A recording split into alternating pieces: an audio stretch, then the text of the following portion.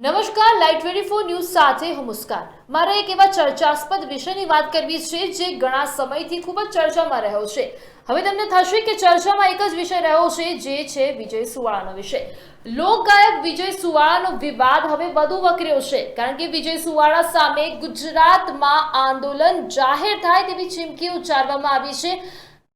સવાલ અહીંયા એ છે કે એવા તો શું શબ્દનો પ્રયોગ કરવામાં આવ્યો હતો વિજય સુવાળા દ્વારા કે હવે તેમના પર આંદોલનની ચીમકી ઉચ્ચારવામાં આવી છે। હવે આંદોલનની ચીમકી ઉચ્ચારવામાં આવી છે અલોડાના સરપંચ એવા ભરતભાઈ દેસાઈ તરફથી। તો ભરતભાઈ દેસાઈ લાઈવ 24 સાથે જોડાયેલા છે। ભરતભાઈ, લાઈવ 24 ન્યૂઝમાં આપનું હાર્દિક સ્વાગત છે। જી ભરતભાઈ, પહેલો સવાલ મારો એ છે કે દિનેશ દેસાઈ અને વિજય સુવાળા વચ્ચે આ મામલો છે એ સામે આવ્યો। હવે તમે રહ્યા અલોડાના સરપંચ એટલે કે મહેસાણાના વાસી છો તમે, તો તમે આ મેટરમાં ઇન્વોલ્વ ક્યારે થયા અને તમારો આમાં શું ભાગ? જી હવે બેન, મારા ગામની દીકરીઓ વિશે આવા કલાકારો છે જે આવા જ હલકટ એમને મારા ગામની દીકરીઓ વિશે આવા ગીત ગાયેલા, ત્યારથી આ લોકો ઉપર મને ખૂબ દાદ છે કે ભાઈ કોઈ પણ માણસ હોય એની દીકરી છે કે તમારો પ્રોપર રાજકારણમાં ખાલી કમાવા માટે અને તમે આવા ખોટા દીકરીઓને વચ્ચે બદનામ કરો છો એ બહુ ખોટી વાત છે। બાકી મારે આ બંને જણને હું હજુ ક્યારે એ લોકોને હું મળેલો પણ નથી, હું એમને હજુ ઓળખતો પણ નથી, પણ મારા ગામની દીકરીઓ વિશે ગીત ગાયેલા ત્યારથી મને આ લોકો ઉપર ખૂબ દાજ છે। જી ઓકે, તો એ દાજના કારણે તમે આંદોલનની ચીમકી આપી છે? યસ, કે સમાજની દીકરીઓ આ કલાકારોના બાપની જાગીર નથી, જ્યારે મન ભાવે તેવું એ લોકો બોલી શકે। બરાબર, એટલે આપણા લોકગાયક વિજય સુવાળા દ્વારા આપના સમાજની દીકરીઓ પર અભદ્ર ટિપ્પણી કરવામાં આવી છે, એના રોષે તમે આંદોલનની ચીમકી ઉચ્ચારી હોય? યસ, બાકી મારે કોઈનાથી કોઈ કોન્ટેક્ટ નથી, માત્ર એક સાચા માણસ તરીકે મેં ગાય, ગૌચર અને માત્ર આ દીકરીઓ માટે છેલ્લા 10 વર્ષથી હું પોતે લડત આપું છું। આખો મહેસાણા જિલ્લો જાણે છે। જી, ખૂબ જ સરસ। જી, તો હવે સવાલ એ છે કે આ વિજય સુવાળા દ્વારા કોઈ એવા ગીત ગાવામાં આવ્યા જેમાં તમારા જે સમાજની દીકરીઓ છે એમની લાગણી દુભાઈ હોય એવું લાગે? ના, ગીત ગાવામાં નહીં જી, દિનેશ દેસાઈના એ લોકોની પ્રોપર પર્સનલ મેટરમાં જી જી માલધારીની 5 દીકરીઓના ખોટા નામ આપી કે ભાઈ એમના ઉપર ખોટા આક્ષેપો મૂકી। હવે એ લોકોનું મૂળ રાજકારણની વાત છે। હવે દિનેશભાઈને એમને શું પ્રોબ્લેમ છે ખબર નહીં, પણ માલધારીની દીકરીઓને વચ્ચે ક્યાં લાવવાની?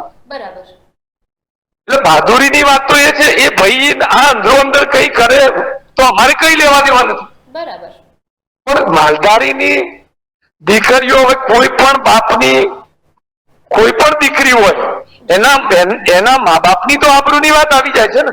જી બરાબર છે। અને આપણા સમાજમાં, આપણા ગુજરાતમાં તો છોકરીઓને દેવીનું રૂપ આપવામાં આવ્યું છે અને જો એ દેવીઓ ઉપર જ લાંછન લગાડતા હોય તો પછી સ્વાભાવિક છે કે આંદોલનની ચીમકી તમારા જેવા અધિકારીઓ હોય, તમારા જેવા જે સમાજમાં આગળ પડતા લોકો હોય એ ચીમકી ઉચ્ચારે એ સામાન્ય બાબત છે। અરે બેન, હું તો મહેસાણા તાલુકો જાણે છે, ખાલી મારા ગામના મૂળ ગૌચર માટે મહેસાણાના નામી બિલ્ડર ભાઈ કાંતિભાઈ પટેલ એમની સામે છેલ્લા 4 વર્ષથી લડત આપું છું। હું તો 10 મહિના જેલમાં જઈએ। બરાબર, એ લોકો મારા ઉપર લૂંટ દાખલ કરે છે। જી બરાબર, અને ગૌચરમાં 5 કરોડ રૂપિયા આપે છે। જી, અમે કોઈ પૈસાને પ્રેમ નહીં કરતા, માત્ર ગાય, ગૌચર ને અમારી દીકરીઓ જી માલધારી એની આબરૂ સાચવવી એ અમારી ફરજ છે। જી, બસ આ છે બેન, બાકી મારે એ લોકોથી, અમદાવાદથી આ લોકોથી કઈ લેવા દેવા નથી। બરાબર, હવે જે તમે આંદોલનની ચીમકી આપી છે તો શું લાગી રહ્યું છે કે આપનો સમાજ આપણને સપોર્ટ કરશે? કારણ કે સમાજની દીકરી, દરેક સમાજની દીકરી એક સમાન હોય છે ને ખાસ તમારા સમાજની આપણે વાત કરીએ તો તમારા સમાજની દીકરીઓ પર લાંછન લગાડવામાં આવ્યું છે, તમને શું લાગે તમારો? બેન, હું માનહાનિનો દાવો કરવાનો છું ભાઈ। કલમ 156 મુજબ હું હાઈકોર્ટની કોર્ટ જઈને આના વિરુદ્ધમાં બિન જામીન પાત્ર આ ગુનો છે। હવે દીકરીઓ તો આપણા રાજ્યની અંદર સુરક્ષિત જ નથી, એ સાબિત થાય છે। બરાબર, અને મને હાઈકોર્ટ ન્યાય આપશે. જી, એટલે આ ચીમકી તમે ગુજરાતમાં તો આંદોલન કરવાનું જ છે.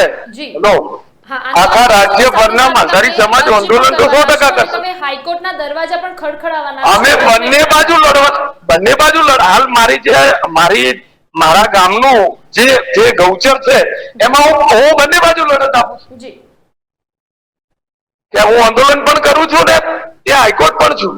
બરાબર. એટલે આ લોકો દીકરીઓને એમના બાપની જાગીર સમજે છે બેન. જી ભરતભાઈ, હું તમારી વાતે તદ્દન રીતે સમજી ગઈ છું કે તમારો મેઇન પોઈન્ટ ઓફ વ્યૂ એ છે કે તમને આ બંને શખ્સોથી લેવા દેવા નથી, એટલે કે વિજય સુવાળા અને દિનેશ દેસાઈથી લેવા દેવા નથી, પણ માલધારી સમાજની દીકરીઓ પર લાંછન લગાડવામાં આવ્યું છે એટલા માટે તમે આંદોલનની ચીમકી ઉચ્ચારી છે, બરાબર? જી જી જી જી જી જી. તો દિનેશભાઈ, ખાસ દિનેશભાઈની વાત કરવામાં આવે તો દિનેશભાઈએ પણ વચ્ચે એવું કંઈક બયાન આપ્યું હતું કે એ બંનેના વચ્ચેના મેટરમાં વિજય સુવાળા અને દિનેશભાઈ વચ્ચે એવું કંઈક પર્સનલ મેટર બન્યું હતું અને પર્સનલ મેટરના કારણે આ માલધારી સમાજની જે દીકરીઓ છે એમના પર લાંછન લગાડવામાં આવ્યું છે. એટલે જી બેન, આવી પર્સનલ મેટરો આખા રાજ્યભરમાં હરેક ગામમાં હરેક ઘરમાં જી બધાને થાય જ છે બેન, પણ સમાજની દીકરીઓને લાવી અંદર વચ્ચે એ બેન ખૂબ અન્યાય વાળી વાત છે. હા, એ યોગ્ય નથી. પર્સનલ મેટર પર્સનલ રીતે પતાવીએ તો જી જી જી જી ના કે સમાજની દીકરીઓ પર લાંછન લગાડવું. યસ, અને આ વિજયભાઈ માથાભારે માણસો હોય અને કોકને ખોટી આવી ધમકી આપવી અને લોકોને ડરાવવા. જી, હવે મૂળ મતલબ હું એ જ કહેવા માંગુ છું, મારા ગામનું જે છે એ હું ગૌચરમાં પણ વિચાર એ કરું છું, એમના માથાભારે માણસો મને ધમકી આપે છે, કઈ કાયદા જેવું કઈ છે કે નહીં. જી, બસ આ જ વાત છે. જી ભરતભાઈ, આપનો ખૂબ ખૂબ આભાર કે તમે અમારી લાઈન સાથે જોડાયા અને તમે બધી જ માહિતી અમને આપી કે ખરેખર તમે આંદોલન કેમ ઉચ્ચારી રહ્યા છો, કારણ કે મૂળ વસ્તુ દરેકને જેટલા દર્શકો છે એવું લાગે છે કે તમે ત્રણેય એકબીજાના સગા થાવ છો ને તમે પછી ઉચ્ચારી છે, પણ ખરેખર આજે પર્દાફાશ મળેલો જ નથી ક્યારે આ લોકો. જી, એટલે દર્શકોને એવું લાગી રહ્યું છે, પણ આજે જે પર્દાફાશ થયો છે કે અરોડાના સરપંચ એવા ભરતભાઈ દેસાઈ ખાલી માલધારી દીકરીઓ ઉપર લાંછન લગાડવામાં આવ્યું છે, અભદ્ર ટિપ્પણી થઈ છે, એના માટે ચીમકી ઉચ્ચારી છે આંદોલનની. ઓકે ભરતભાઈ, આભાર આપનો માહિતી માટે.